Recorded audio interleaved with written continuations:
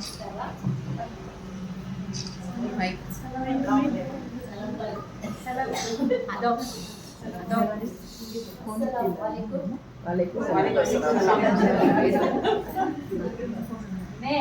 पीते हुए वो जमाने की इतिहास के पन्ने में हो चुकी हूँ।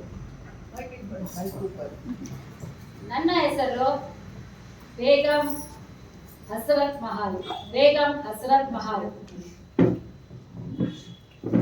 ನಾನು ಅವಧಿನ ರಾಣಿ. ನಾನು ಅವಧಿನ ಕೊನೆಯ ಸುಲ್ತಾನನಾದ ವಾಸಿದ್ ಅಲಿ ಶಾಹನ ಬೇಗಂ. ನಾನು ಹಿಂದೂಸ್ತಾನಿ.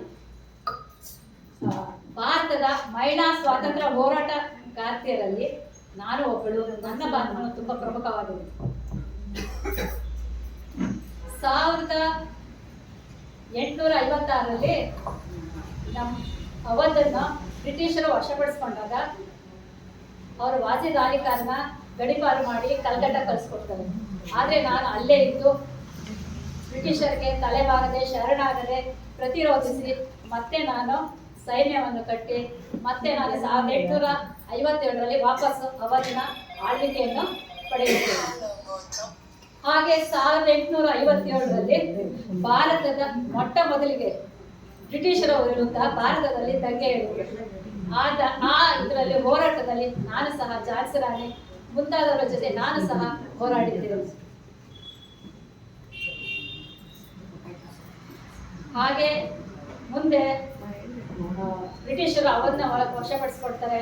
ಆಗ ನಾನು ಕಾರಣಾಂತರಗಳಿಂದ ನೇಪಾಳಕ್ಕೆ ಹೋಗಿ ಆಶ್ರಯ ಪಡೆದಿದ್ದೇನೆ. ಕೊನೆಯದಾಗಿ ನನ್ನ 2 ಮಾತುಗಳು.